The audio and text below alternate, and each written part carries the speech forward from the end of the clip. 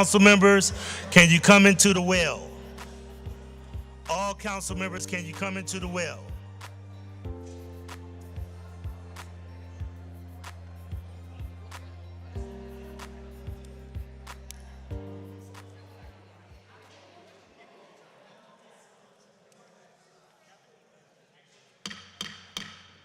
Madam Clerk, please call the roll. Griffin, Here.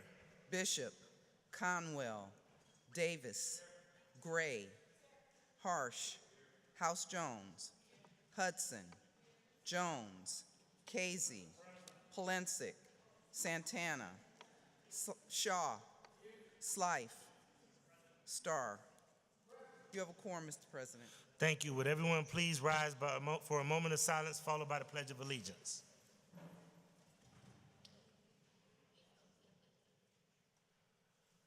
Thank you. I pledge allegiance to the flag of the United States of America and to the republic for which it stands, one nation, under God, indivisible, with liberty and justice for all. I'll make the following statement. This meeting of Cleveland City Council is a lawful meeting under Section 605.04 of the Codified Ordinances. No person with purpose to prevent or disrupt a lawful meeting shall do any act which obstructs or interferes with the due conduct of such meeting. Members of the public are invited to speak only under the rules set by this council. Disruptions, including but not limited to speaking out of turn and making loud noises and loud utterances, are in violation of the rules and interfere with the due conduct of this lawful meeting. Such disruptions may constitute a misdemeanor and a violation of Section 605.04. Anyone who disrupts this lawful meeting in violation of the codified ordinances commits misdemeanors and is subject to prosecution. The following is the first and only warning. If this meeting is disrupted, I will gavel a halt to the proceedings and direct the assembled officers to escort any person participating in the disruption out of the chamber. Once persons participating in the disruption are outside of the chamber, the officers will close the doors and the disruptors will be handled as directed by the Director of Public Safety. The council proceedings will not begin again until those that participated in the disruption have left the chamber and the chamber doors are closed. Disruptors will not be allowed back in the chambers after the meeting resumes. Again, this is the first and only warning. Madam Clerk, please dispense with the journal. By Councilmember Slife, that the reading of the minutes of the last meeting be dispensed with the journal approved, seconded by Councilmember Casey. Thank you. We'll now move to public comment. Once again, I remind all council members to turn your chairs to acknowledge the speakers, and I'd ask all speakers to acknowledge your time. When you see the yellow light, that means to wrap it up. When you see the red, that means that you need to abruptly stop, or we will gavel and make sure that we go to the next speaker. All right. The first person we have is Mr. Adrian Freeman from Ward 1, the Senior Safety and Energy Retrofit Initiative, representing no one and not being paid by anyone. Mr. Freeman, you have the floor. Yep, thanks again. I'm Adrian Freeman, lifelong resident, City of Cleveland, and I'm here to continue on with gathering the signatures, not of the citizens citywide, but of the council persons so they can be on record for this safety and energy retrofit initiative. And I have it, the formal submission. I have the letter and have the 15 signatures. Thank God we don't have to get 33 signatures no more. We've gone from 33. Some of you all don't remember when they had 33. No, they don't remember. 33 down to 15, but they're already, that's done. And in the near future, I'll be submitting them right here to be put in an official record. I think that's in order. Not Robert's rule, but Cleveland's order of how we behave. Now, I'd like to go back to what I alluded to about something I'm working with is the food desert elimination initiative. It's going to be very, very important to a lot of grocers and retailers on the east side in particular because of the historic victimization, redlining, and da-da-da-da. That'll be another day to talk about that. But I have a couple of clients. I call them clients because they really want me to do quite a bit of work, and it's only $250,000, and it's going to be a fierce competition and a battle to get those funds. But I hope it goes to those most in need. But secondly, I think thirdly, it's going to be important on my agenda to be dealing with repurposing these old civic buildings that are in our neighborhood and don't need to be torn down. Just like the 9410 on Huff. I was there. I saw the Councilwoman Jones there. I saw you there, President Griff. And I live around the corner. I just moved in the neighborhood. I'm not in Ward 1 anymore, but I'm citywide still. Everything's important when you're talking about citywide. But it's going to be real important how we repurpose these buildings, especially in the absence of tax incentives from the state and everything. We're going to have to go it from the straight financial route. And so I think it's going to be very important that the commission and everyone looks at who's in need and who needs it in a priority manner like that. And with that being said, I'd like to yield. Thank you. Next, we have Matthew Straczynski from Ward 2. They're here to talk about communication with the city. He's not representing anyone and not being paid by anyone. Mr. Straczynski, you have the floor. Thank you. I appreciate you letting me speak. It's a great honor. Again, we don't have, is the mayor here today? He's not here? What about my councilman? Councilman Bishop is not here either. You know, the way I grew up is if, you know, you miss a meeting or you're not on time or you're not at an appointment, either you're dead or you're in the hospital. That's your only excuse. And I don't like this at all. My grandfather was Joseph M. Kowalski, and I mentioned it thousands of times. And he worked hard for the community, worked hard for Slavic Village, which now we have one council person, and we have another council person that divided it up with Mr. Bishop. Now, this is directed kind of towards you, Ms. Gray. I want all the councilmen, when you get a chance, I want you to drive down Fleet Avenue, okay? Fleet Avenue was a great, great street, flourishing businesses, and it went to hell. Now, we have a business now. It's I don't know if you want to call it a gas station or a service station, but it looks like a wrecking yard, a junkyard, okay? You have trucks parked in there, piled upon pile. It's against code violation. I'm a former code enforcement officer. And when I drive by, I see these trucks parked in the parking zones, which is no parking for commercial trucks. You're not supposed to be parked there. They're abusing it. Okay, it's not a service station. The place is jam-packed. Now, let me tell you something, okay? You have one little drip of gasoline from one of those cars that they're working on, and one car lights up, that's it. That whole corner is going to go up. And then you got residents that live all around that area. Please, I would like the councilmen, to drive through East 72nd, or East, what is the street? I lost my train of thought. On Fleet Avenue at 60, I think it's 62nd. I can't even think now. I'm a little nervous. But I would like the councilman to drive through there, and I would like you to see, and just see how that area is set up, okay, how those vehicles are parked. There's another area on the corner of 71st and Fleet. We got big, large piñatas. I never seen nothing like it in my whole entire life, big, large piñatas. And one last thing, because I don't have much time, is the Stella Wall Center. If you're gonna board it up, please have a little respect for my grandfather. He had that thing built. Put some decent boards on it. Please have a little respect. Thank you. Time.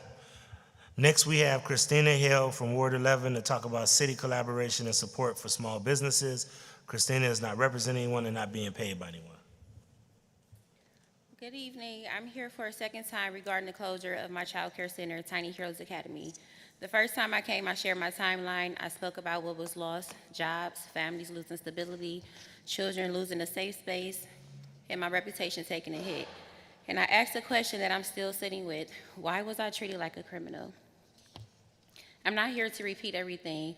I'm here because I'm still looking for answers and honestly, just fairness. I'm not sweeping this under the rug because what happened to me felt like a conclusion was already made about me before the full truth was ever looked at. After I spoke with the director of public health, I tried to walk him through my documentation. I wanted to show him that even the inspection report didn't match up with the revocation letter that shut down my business. But after even seeing that, he sided with his inspectors and told me there's always an option to sue. But before it even gets to that point, shouldn't there be accountability? The very revocation letter, the one that painted Tiny Heroes like we were a threat to the public, says that the inspection took place on February 26th was ended because we kicked the inspectors out. But on the actual inspection report, it clearly says that the inspectors left on their own. So now, how does something like this happen? Did anyone take the time to read their own internal documents before deciding to use this type of enforcement? Both of these documentations cannot be true at the same time. So which one was used to make the decision to label my child care center a public threat? I was shut down like I was a danger to the community when I was actually showing up every single day. If this could happen to me with documentation, with proof, it can happen to anyone. With that being said, I'm asking for something very simple and very fair. I'm asking for an independent review from someone outside of the Department of Public Health to look at my case and documentation. I'm also asking for counsel to look and work with me at policies and procedures so there's more transparency and accountability moving forward. Because when there isn't, people get hurt. And in my case, it was families, workers, and children who depended on that space. So yes, there is an option to sue, but I also believe there should be another option. The option to fix what went wrong, the option to restore what was lost, and the option to actively support small businesses instead of pushing them to survival mode. That includes looking at readily available resources, vacant buildings, assisting city spaces, and funding that already exists, and actually using the support to support entrepreneurs like myself who are trying to serve this community. I'm asking for access for what is already there and already available. I'm still here. I didn't walk away. I didn't come here to be heard. I came here to be taken seriously. Thank you. Thank you.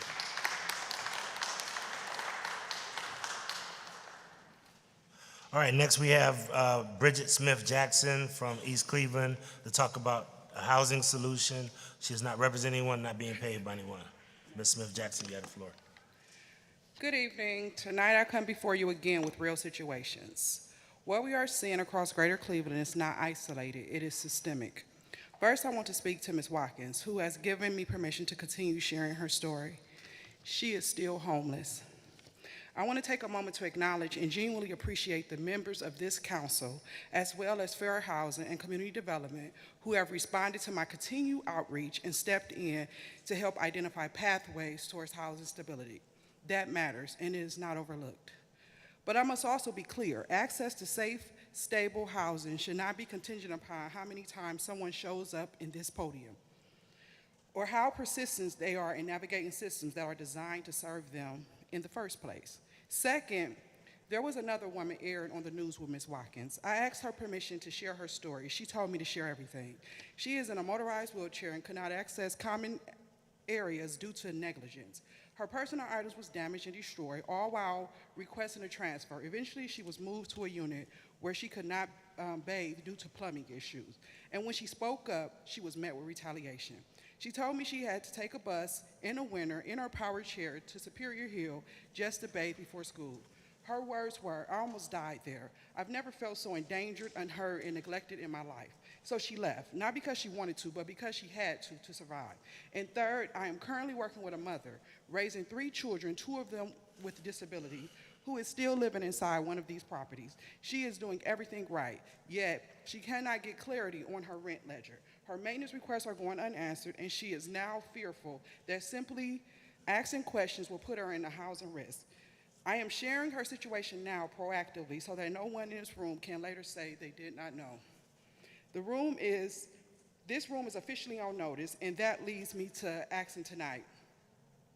I am formally calling for the introduction of the Cordell Sheffield Housing Accountability Framework that includes legally enforceable anti-retaliation protections, a confidential third-party reporting system, mandatory public reporting of inspections, violations, and corrections, automatic audits for repeat offenders, and real consequences, including loss of subsidy eligibility for non-compliant owners and managers. Because right now, the system is not just failing residents, it's conditioning them to stay silent. And before I close, this is for the families who are not here tonight. The ones who are afraid that speaking up will cost them their housing, the ones who have already experienced retaliation, the ones navigating childcare, disability, transportation, and trauma, just trying to survive. They should not have to choose between their voice and their home. So I leave you with this. I'm telling the truth about unsafe living conditions can cost someone their housing. I'm sorry, if telling the truth can cost them their housing, it is a power issue, and power, when left unchecked, becomes a harm. The question is no longer what is happening. The question is, will this body interrupt? Thank you. Next, we have Sabrina Otis. Sabrina Otis is from Cleveland. She's here to talk about public safety failures still not addressed, power outages, and charter ordinance that don't cover renters. Ms. Otis, you have the floor.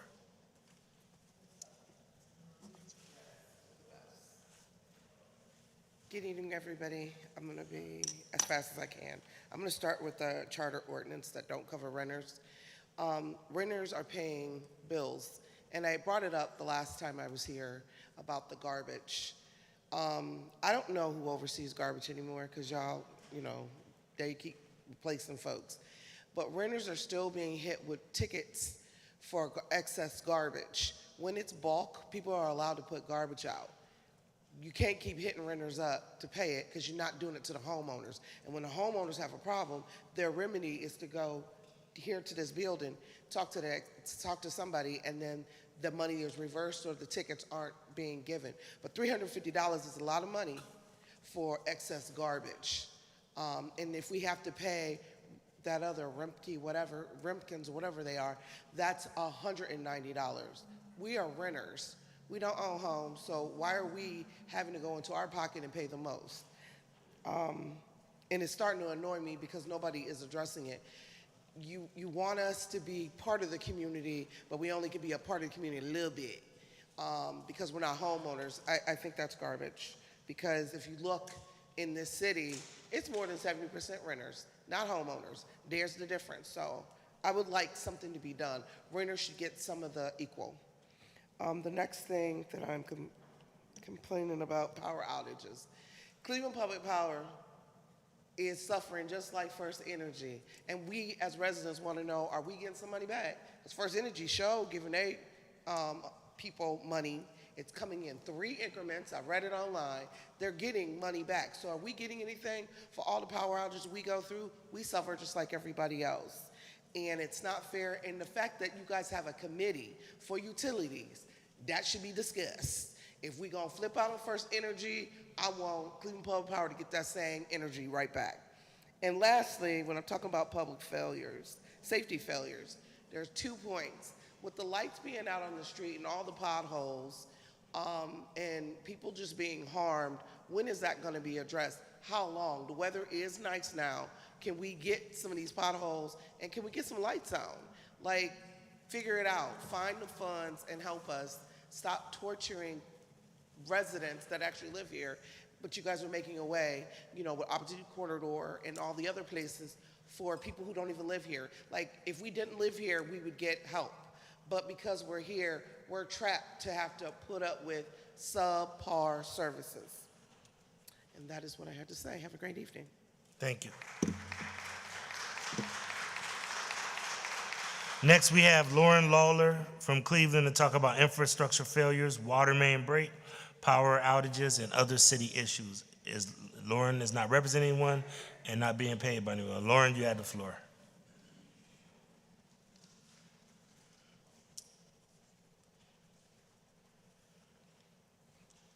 Hello, my name is Lauren Lawler, and I'm concerned about the stuff that's going on in my neighborhood, trash being all up and down Neff Road. I explained to that it was a garbage guy when I went to the meeting with Michael D. Pulisic, and he said he was going to get that the feces off the RTA stop, and he told me he was going to get it off, and I go to the bus stop and it's still there. That disgusts me every time I will sit at that bus stop to go to work or school.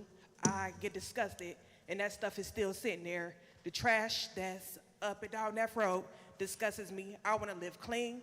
I want to live happy, and I'm not about to live like that.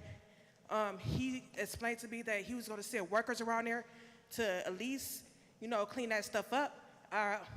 The murderers that's around there disagree with the shootings and the stabbings and stuff like that. They could at least put some more jobs out there for those workers, for the people that want to rob people, to clean that stuff up so they won't have to do that.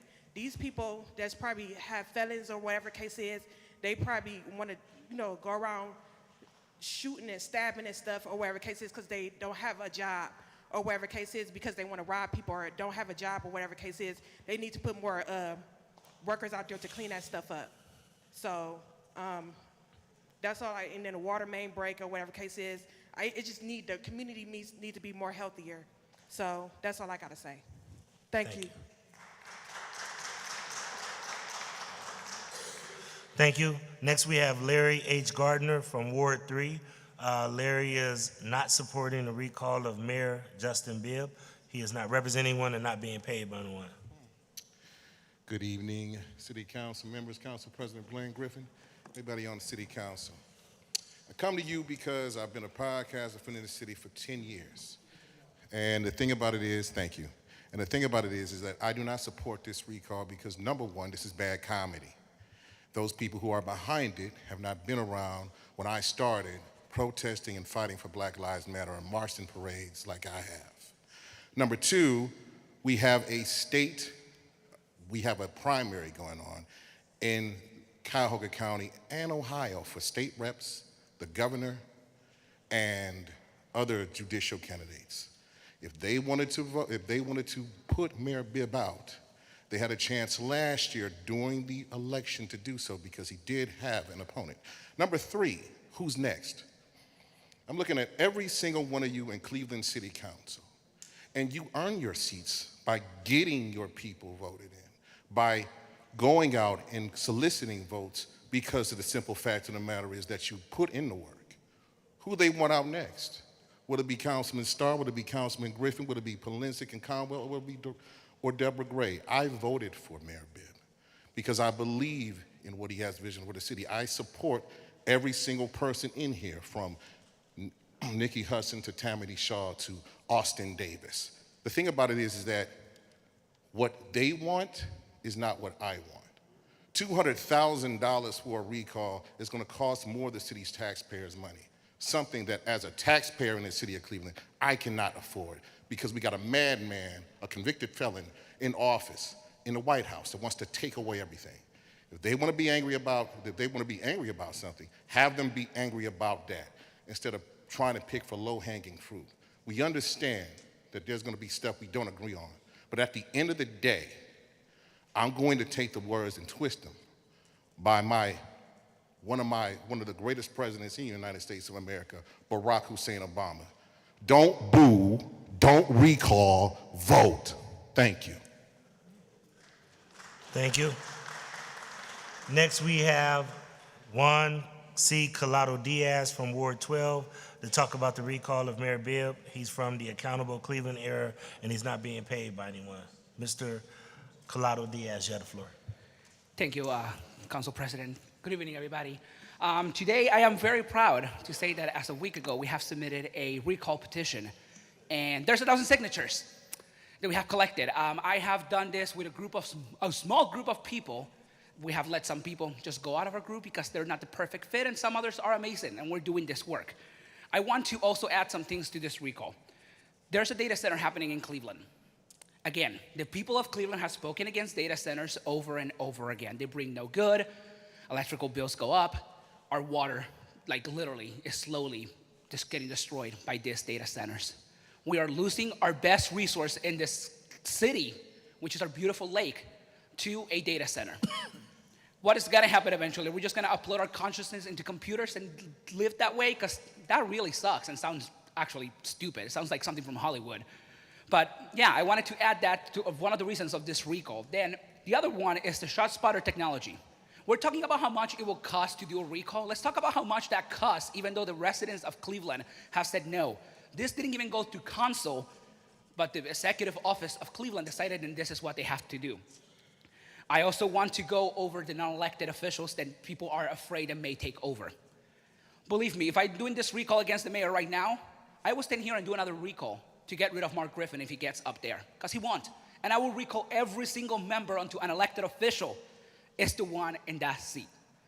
This recall is not a personal attack as the mayor's friends, his pastors have made it seem. It is not a racial attack as his friends have made it seem, or other residents in here, because they want to throw how they started, and they have done their activism with Black Lives Matter. I started my activism with Black Lives Matter when I was 12 years old. I don't need to brag about it, but I want to let people know because the mayor has made his little friends around go and antagonize us and actually make us look like the bad guys.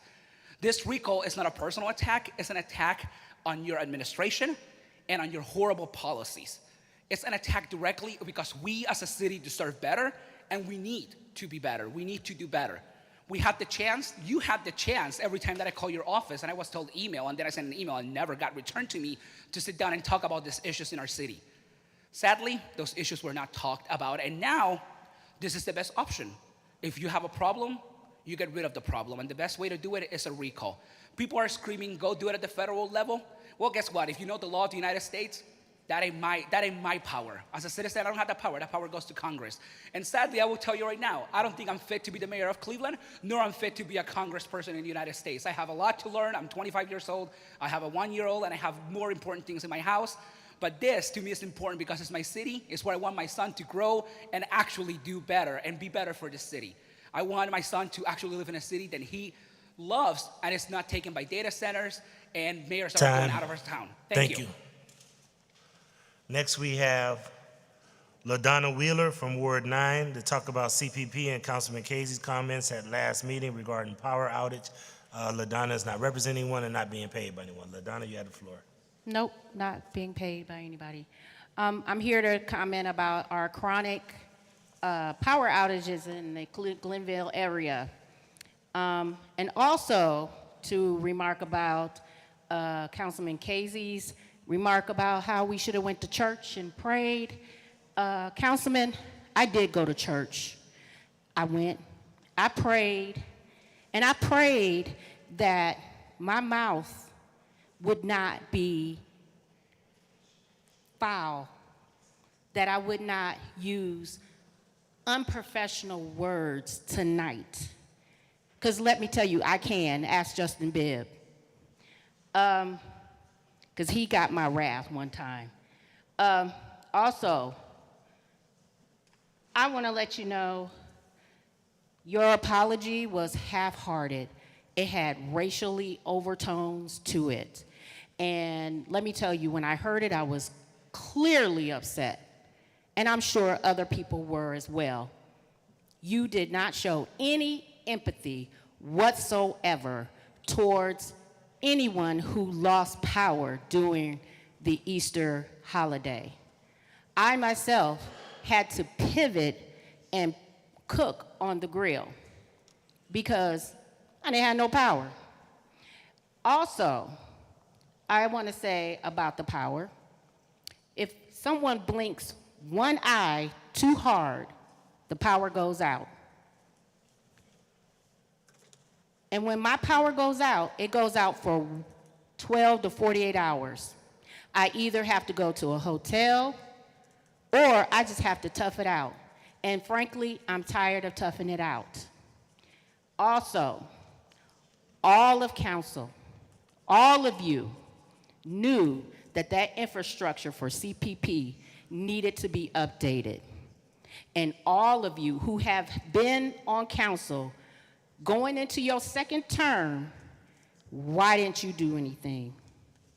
Why didn't you do anything? Because it didn't drop in your lap. It wasn't a part of, it didn't bother you. So you need to not ignore it. And I'm gonna be just like this young lady who was saying that First Energy got money. Where my money at? Because I have to replace food. I have replaced appliances for the power surges that come back on and it kills my appliances. I replaced the refrigerator. I replaced a dryer. Now I'm gonna have to replace a stove. Where's my money? But yet you want my tax dollars so y'all can get paid. Where's my money? Fix this infrastructure. Thank you. Fix it quickly. Thank you. Next, we have Greg Wheeler from Ward 9. Mr. Wheeler is here to talk about CPP response and the lack of official response, and he's not representing anyone and not being paid by anyone. Mr. Wheeler, you have the floor. Good evening, President Griffin, City Council, and Cabinet members. I'm here to address the chronic problems of CPP and the response Councilman Casey gave to the City Council on April 6th. We all know that CPP infrastructure is antiquated and unreliable. And I just want to say to the workers that I have the utmost respect for our CPP workers. They are overworked and underpaid, and they are doing their best that they can in order to keep us safe and to keep our power on. We understand that. However, things are not improving the way in which they should. This is a deeply flawed system, and I want them to know that they are appreciated. There were 3 outages the week of Good Friday. The Friday event lasted for us 15 hours, spilling into Saturday afternoon. Another power fluctuation happened Saturday night, causing damage to one of my appliances. A few weeks prior to this, there was another interruption of service over a 3-day period, which caused my family to check into a hotel. I have medical conditions that require electricity for treatment. And every time the power goes out for extended periods of time, my health is at risk. I also have a 99-year-old neighbor who had to check into the hotel due to health risks connected to the power outage. For the last 5 years, there's been multiple outages that have lasted for more than 12 hours, many lasting 24 hours or more. Money is wasted, food is lost, and appliances are ruined, and we have nobody to hold accountable. During Councilman Casey's remarks, I took great offense, and I quote, "I guess I'll stand up on the floor and apologize to whomever needs to be apologized to, because your Easter was ruined because you didn't have electricity. I'm sure the churches did. They should have went and prayed." Me quoting you at the podium doesn't give you justice to what you said. It's probably the worst apology I've ever heard from a public official. And that you had the audacity to make that comment, it shows your contempt for the citizens of Cleveland. Mr. Casey, I invite you to come to the ward meetings in Glenville and Collinwood with that same sarcastic and insincere comments. You'll get a much different response than what you get here in the council chamber. The spirit of your words was hurtful and out of order. There were a lot of upset people. They're tired of excuses. They're tired of ineffective service and leadership. You are the chair of the Utilities Committee. We now hold you accountable. No need for any more half-hearted apologies. Just deliver results. That's the apology we deserve. Thank you. Thank you. That concludes public comment. Madam Clerk, please share communications.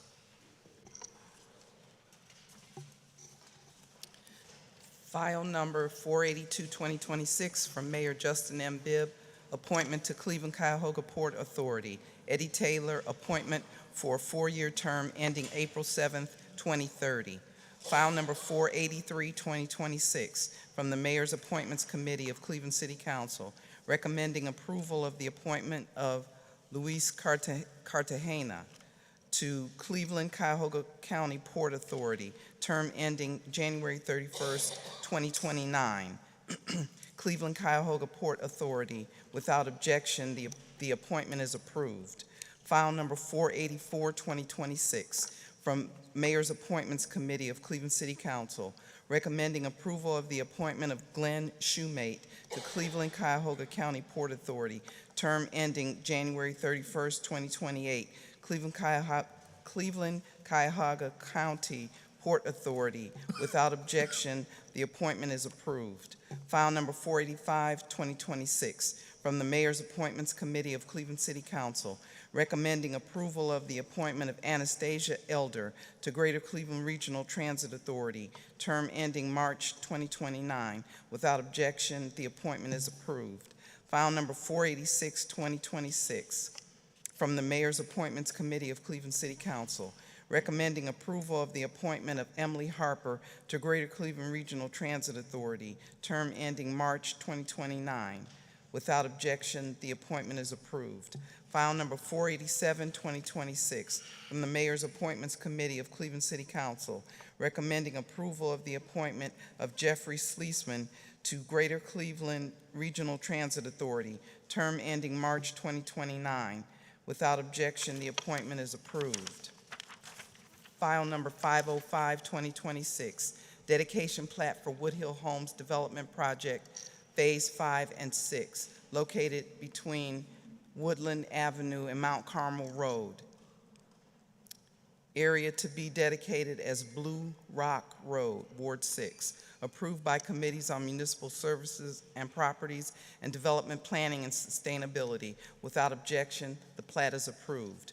File number 506, 2026, dedication plat for Woodhill Homes Development Project, Phase 5 and 6, located between Woodland Avenue and Mount Carmel Road.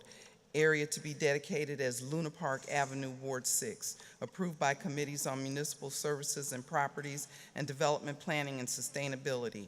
Without objection, the plat is approved. From the Ohio Division of Liquor Control, file number 488, 2026, regarding a transfer of license application at 1966 East 66th Street, Ward 8.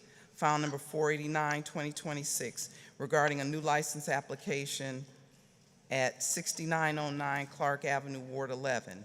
File number 490, 2026, regarding a new license application at 24 Public Square, Ward 5. File number 491, 2026, regarding a transfer of ownership application at 4506 Lorraine Avenue, Ward 7. File number 492, 2026, regarding a new license application at 10109 St. Clair Avenue, Ward 8. File number 493, 2026, regarding a transfer of ownership application at 1268-72 East 61st Street, Ward 8. Thank you. Are there any condolence resolutions? Resolutions of condolence by Councilmember Griffin for John E. Johnson, by Councilmember Jones for Beverly Laurie, by Councilmember Starr for Danny Leroy Solomon, by Councilmembers Conwell and Jones for Francis Walker, by Councilmember Starr for Doris Maxine Duval Brathwaite, by Councilmember Gray for Annie Ruth Turner. Thank you. Madam Clerk, before I acknowledge Councilman Michael Polensek, can we hold out a number for Mr. Bob Dykes? Mr. Bob Dykes. So noted. Mr. Dykes was the one who actually has been a longtime pollster and drew the last two maps of Cleveland City Council. Next, the chair will acknowledge Councilman Michael Polensek.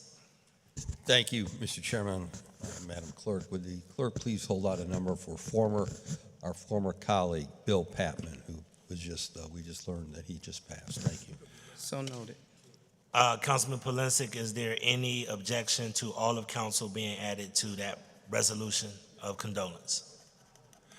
Madam Clerk, can you add all council members to that resolution of condolence for Councilman Bill Patton?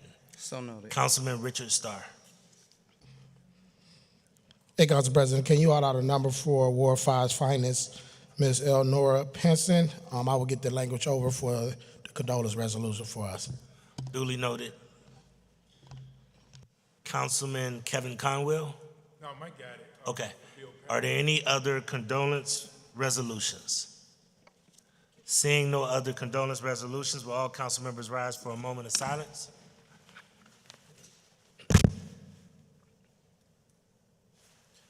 Thank you. Are there any congratulatory resolutions? Resolution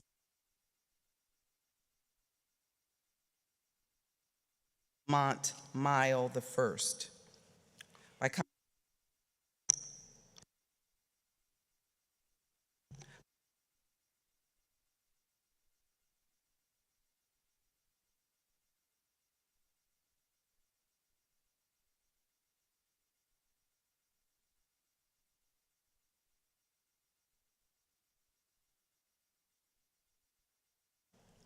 I do not have any presentations. Therefore, we'll move to first reading, emergency ordinances referred for administrative review and committee review. Ordinance 464, 2026, by council members Santana and Griffin, by departmental request, authorizing Director of Community Development to administer the Community Engagement Healthy Home Initiative, to enter into one or more contracts with various community development corporations for the purpose of hiring community engagement specialists by neighborhood to improve the quality of life for residents and the city's housing stock, to enter into professional services contracts for training to conduct the initiative, and to make purchases in materials, equipment, supplies, and services needed to conduct the initiative. Ordinance 465, 2026, by council members Polensek and Griffin, by departmental request, to amend section 405.04 of the codified ordinances relating to storage fee at vehicle impound. Ordinance 466, 2026, by council members Starr and Griffin, by departmental request, authorizing Director of Human Resources to employ one or more professional consultants to administer the city's COBRA program for a one-year period with 2 one-year options to renew, exercisable by the Director of Human Resources. Ordinance 467, 2026, by council members Bishop and Griffin, by departmental request, authorizing the purchase by one or more requirement contracts of various types of general maintenance, structural repair, and lubrication requirements of the movable bridges, including materials, equipment, supplies, services, and labor, if necessary, for the Division of Streets, Department of Public Works, for a period of 1 year with 2 one-year options to renew, exercisable by the Director of Public Works. Ordinance 468, 2026, by council members Bishop and Griffin, by departmental request, authorizing the purchase by one or more requirement contracts of rock salt for the Division of Streets, Department of Public Works, for a period of 1 year. Ordinance 469, 2026, by council member Harsh, to supplement the codified ordinances of Cleveland, Ohio, related to admission tax exemptions.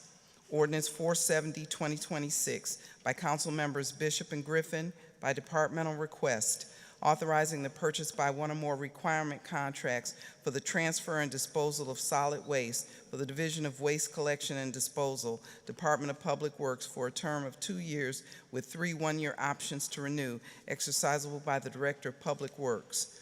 Ordinance 471, 2026, by council members Bishop and Griffin, by departmental request, authorizing the purchase by one or more requirement contracts of the transfer, disposal, and processing of recyclable materials for the Division of Waste Collection and Disposal, Department of Public Works, for a period of 2 years with 3 one-year options to renew, exercisable by the Director of Public Works.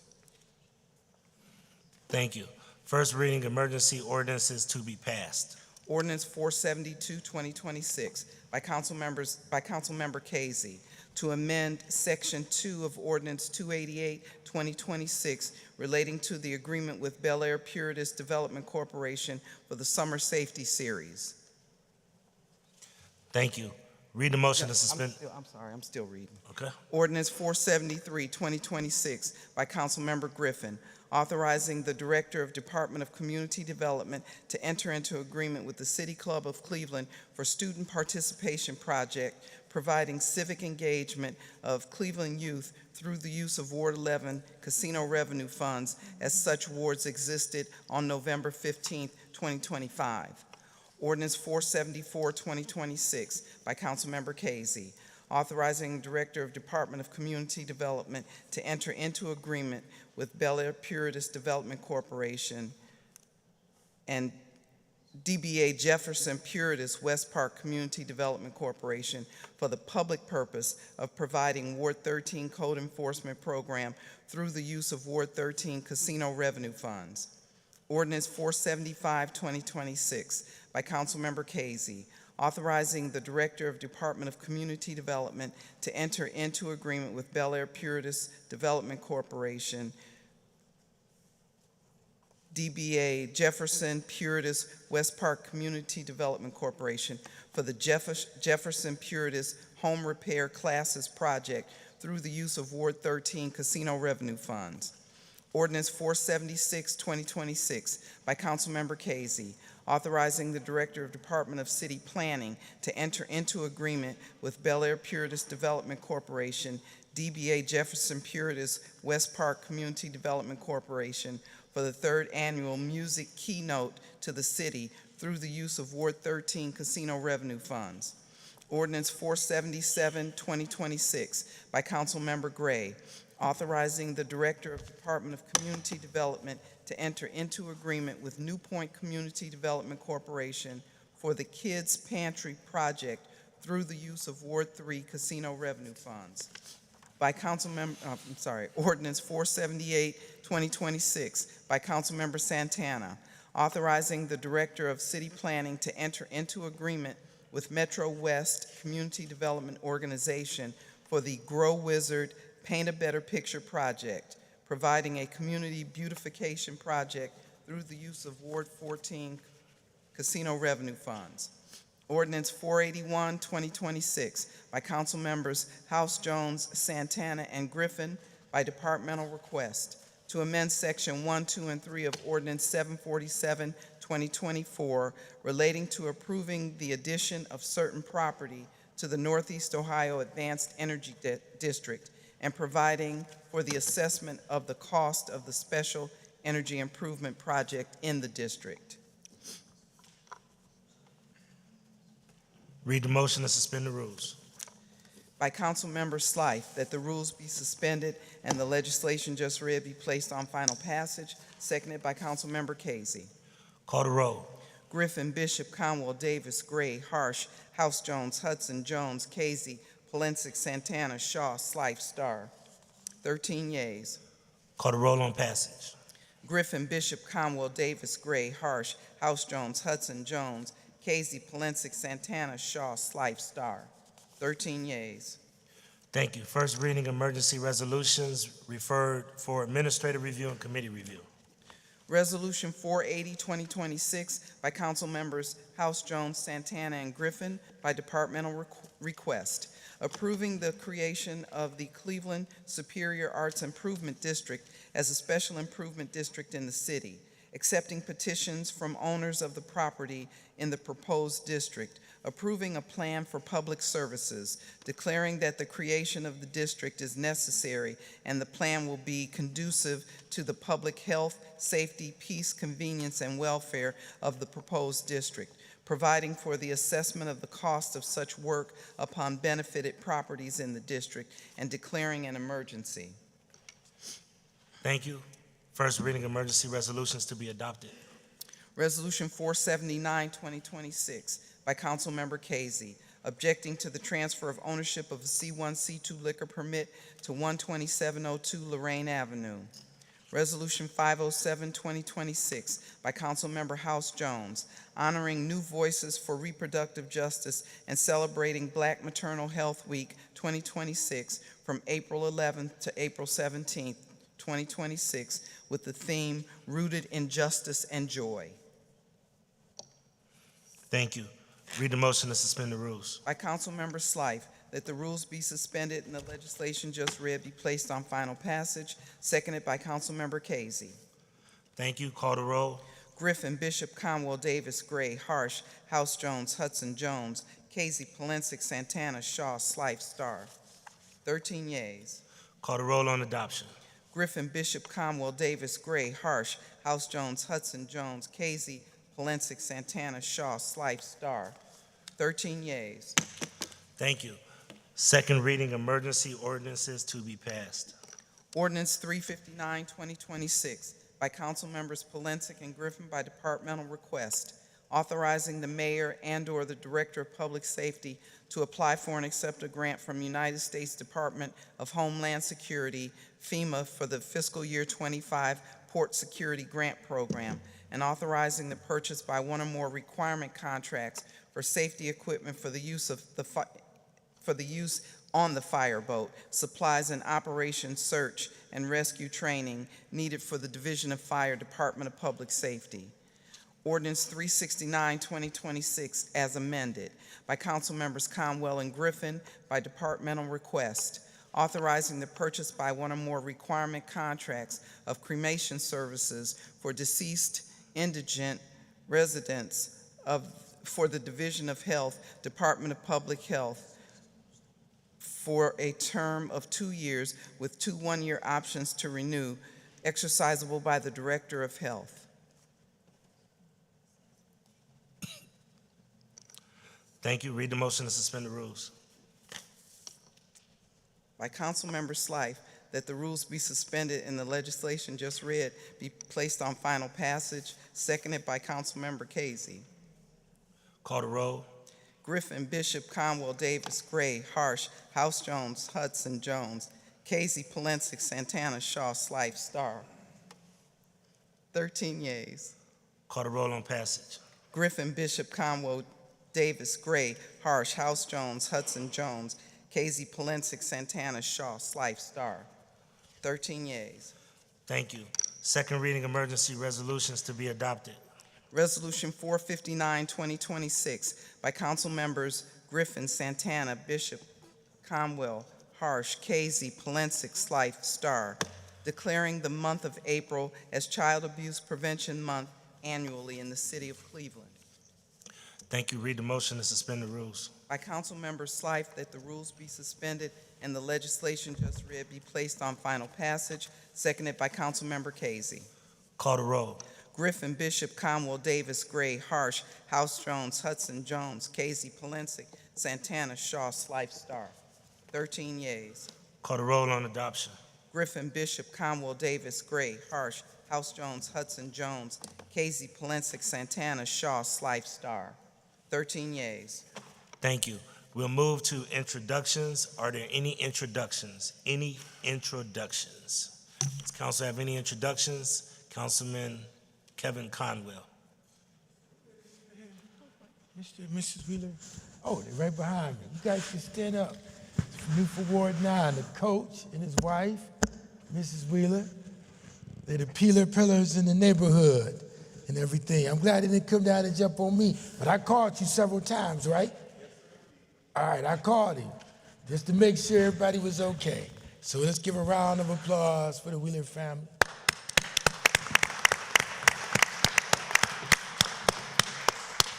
I also want to take a moment to acknowledge Mr. Wheeler. I was privileged to raise 3 young boys in a neighborhood school, and Mr. Wheeler was one of their mentors. So glad that to see him and his lovely wife here today. Thank you, sir.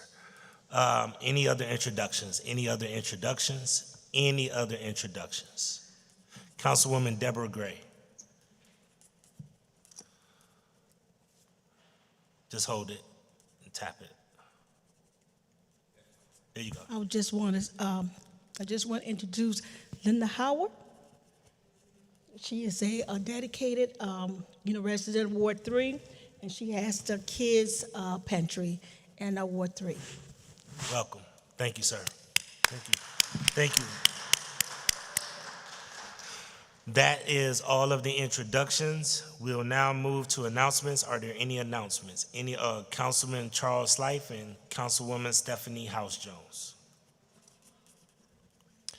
Thank you. On Wednesday at 10 o'clock, Transportation and Mobility will be holding its 4th of 4 previously scheduled hearings on the proposed closure of Burke Airport. You may have seen that the mayor's administration put out some concepts of what could be at Burke if it were not an airport.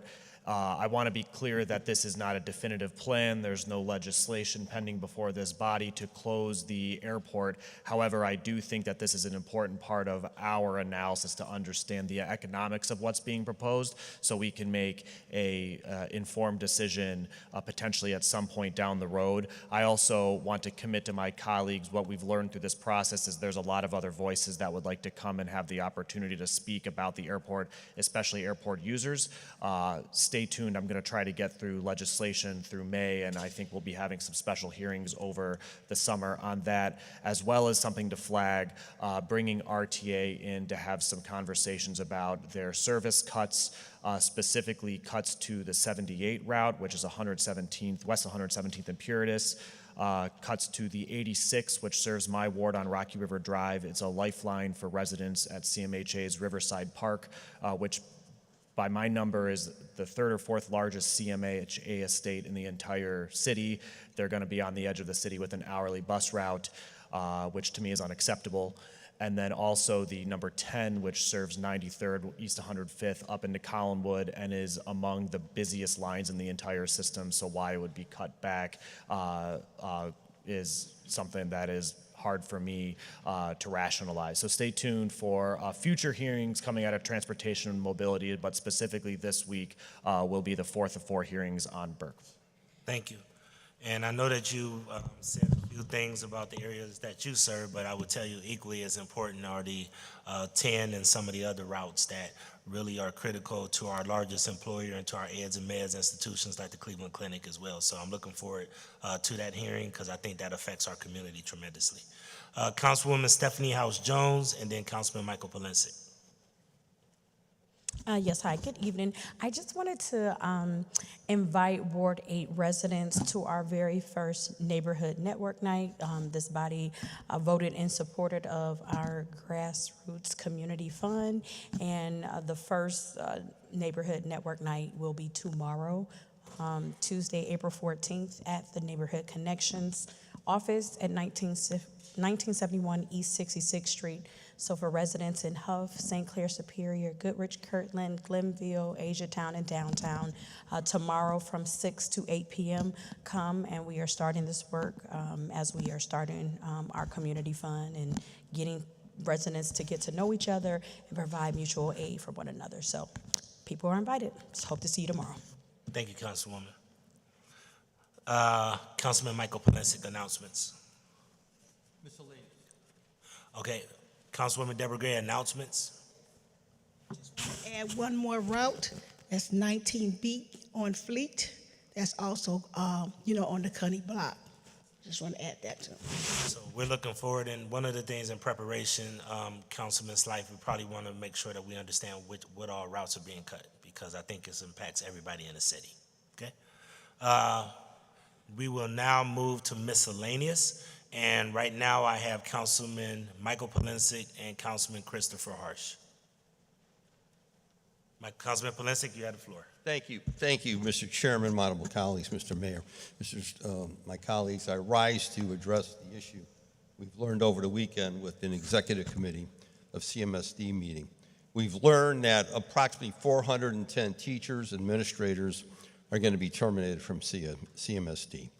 We've also learned, which I had learned from Signal, the news outlet, that Collinwood High School is going to be put up for sale. Mr. Chairman, I saw and also read an article that Ms. Karen Thompson has supposedly been talking to Cleveland officials, Cleveland elected officials, about this plan. She has not spoken to me. She's not spoken to the Collinwood neighborhood. Mr. Chairman, I attended all the school meetings for the Northeast side. And what we were told then, it was that the teachers from the closed school buildings would be moved to the other school buildings that they were going to be assigned to, students were going to assign to. But what we've learned now, because all these students who are supposed to move are not moving. They're going to charter schools. They're moving out. They're going here. They're going there. And I also want to recognize Mr. and Mrs. Wheeler that are here because they've been involved in this discussion. They're great people, neighborhood activists involved in discussion pertaining to Collinwood schools. Mr. Chairman, what we're seeing in the dismantling of the schools on the east side of the city of Cleveland. First time in 100 years, there will not be a school in the Euclid Avenue corridor. First time in 100 years, there will not be an elementary school within the St. Clair Avenue corridor.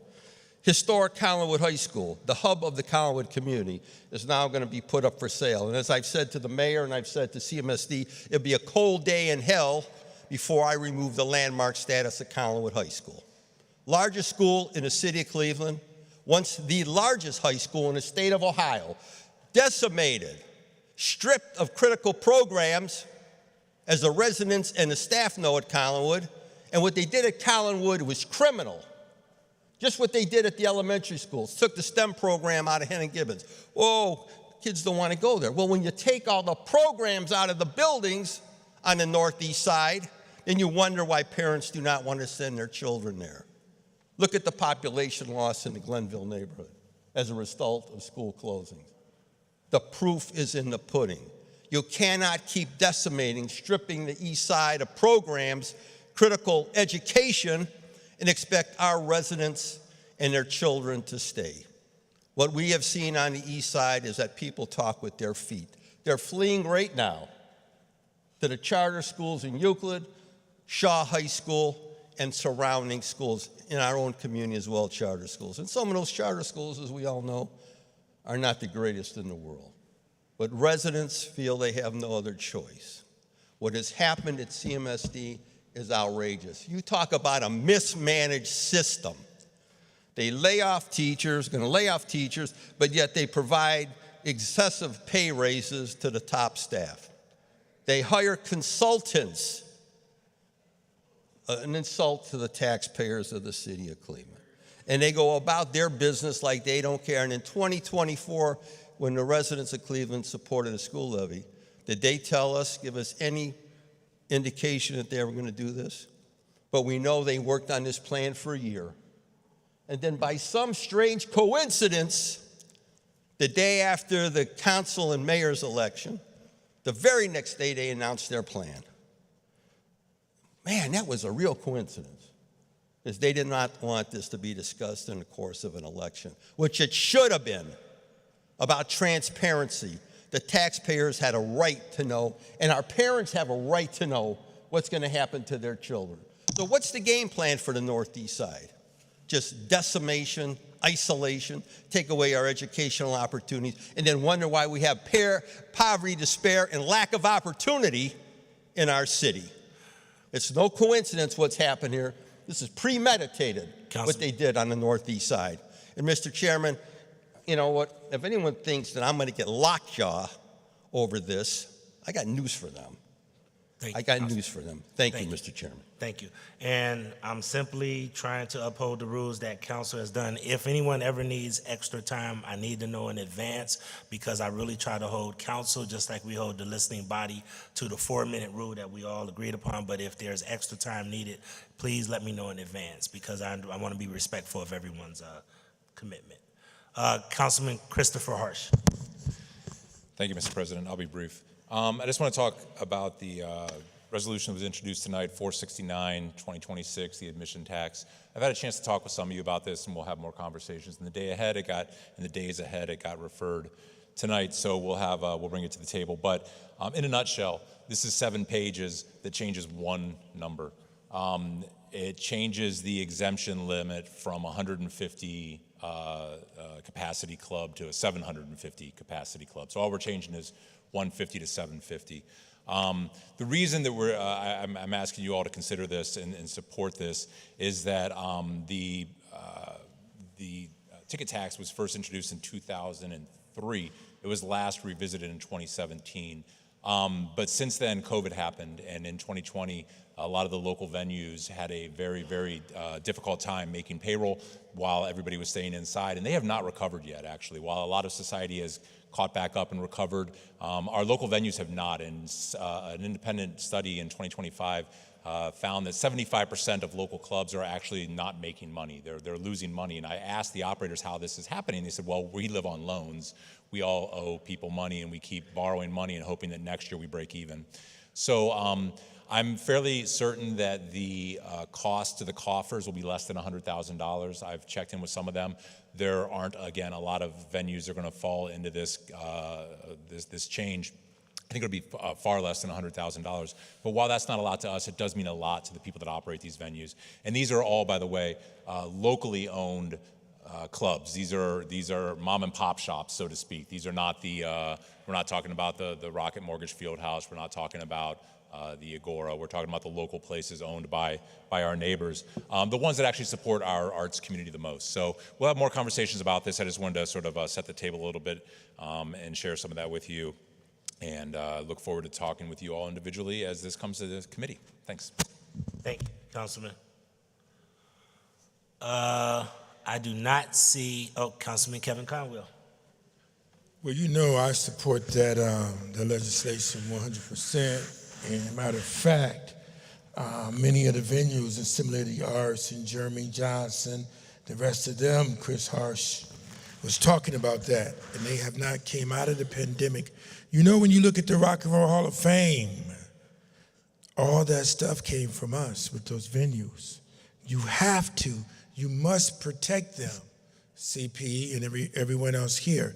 And let me say this about the tax dollars that we were discussing earlier.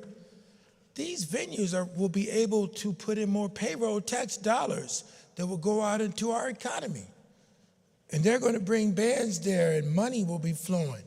But if we let them die, it's shame on us. And many people visit cities like New York City and Detroit, Nashville City, over there around in San Antonio, Reno. They visit these cities because of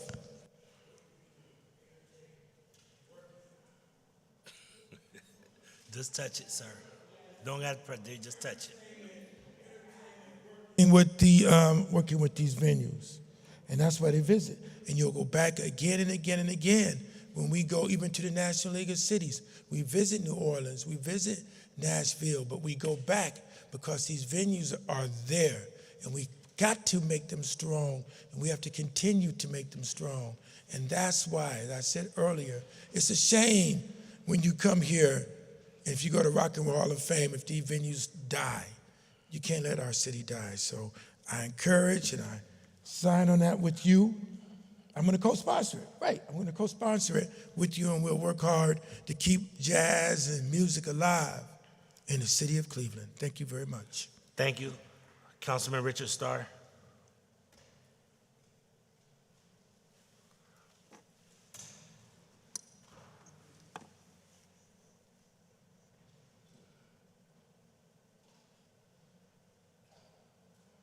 He should be up. There it is. Yes, I was having a senior moment like some of my colleagues. Definitely, I just want to rise and just give kudos to Director Sally Martin. She's not here. Okay, well, one of the things I would definitely give kudos to Director Sally Martin, Chief Sammy Morris, as well as David Roberts, as well as other people in the Law Code Enforcement Department, as well as Building and Housing Department, Kevin Laviano of HUD.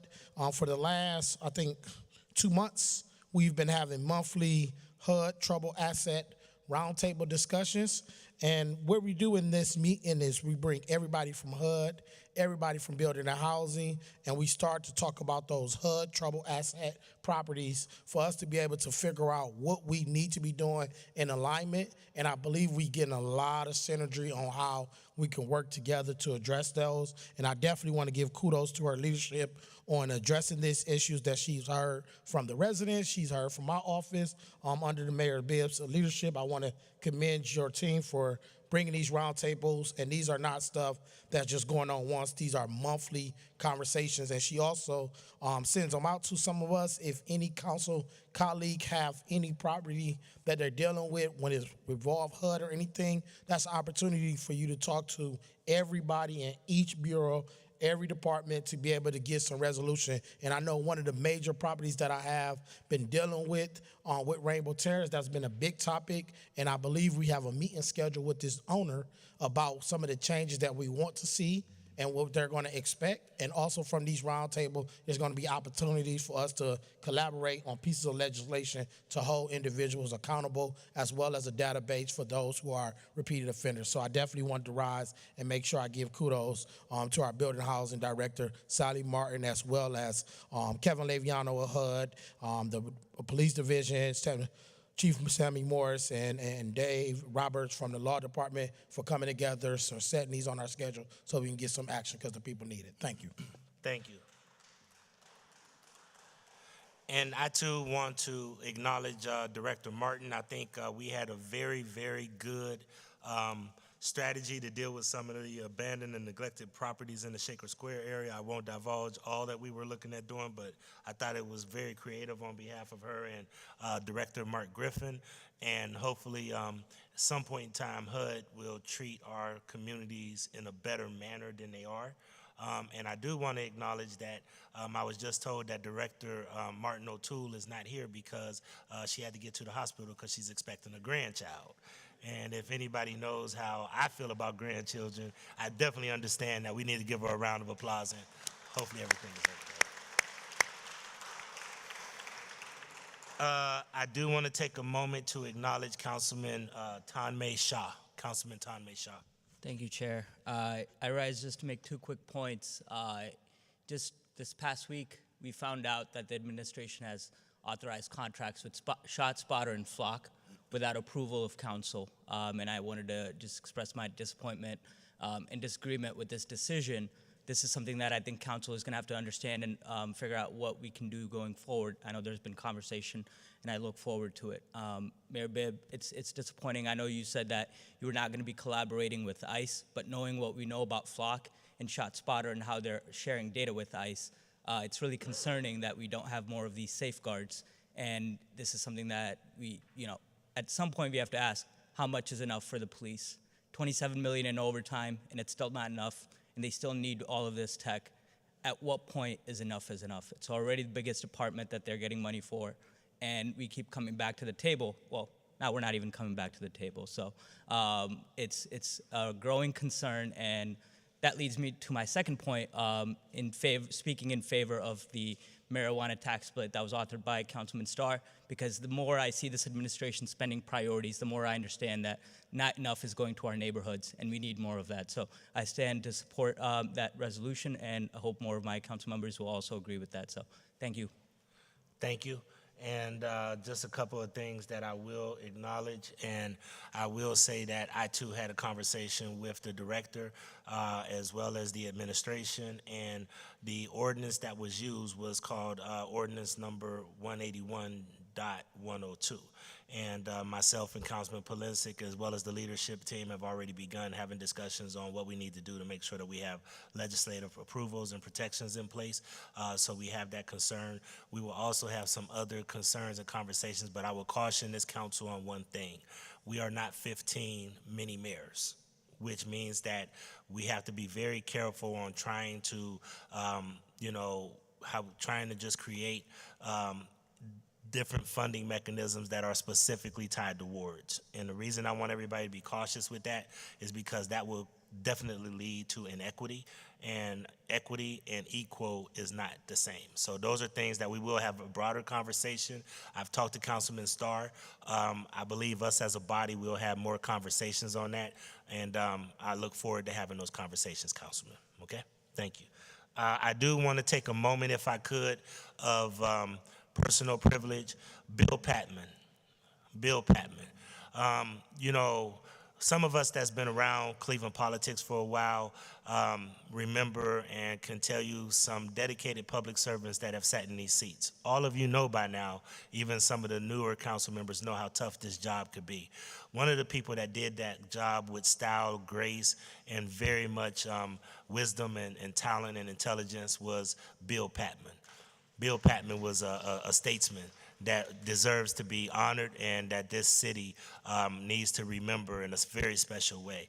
Bill Patman was just as powerful and just as artful in how he practiced his politics as Fannie Lewis and some of the other folks that I look up to, like Frank Jackson and others, and was truly a loss to the city. Bill had a long battle with a terminal illness, and he fought it always to the end because that's the kind of guy Bill was. He was a fighter.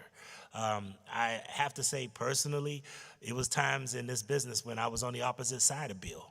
However, I always respected his integrity, professionalism, and what he brought to the table.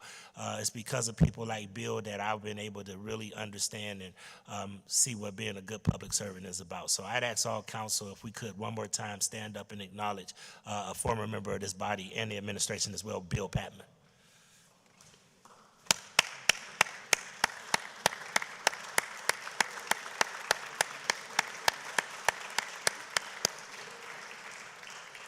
Thanks, everyone. Madam Clerk, please excuse the absences. By Councilmember Slife, that the absence of council members Bishop and Jones are hereby excused, seconded by Councilmember Casey. Thank you. Council is adjourned to the call of the chair. The next meeting of council will be on April the 20th, 2026. Once again, I'm asking everyone to please take all conversations out into the lobby. Thank you.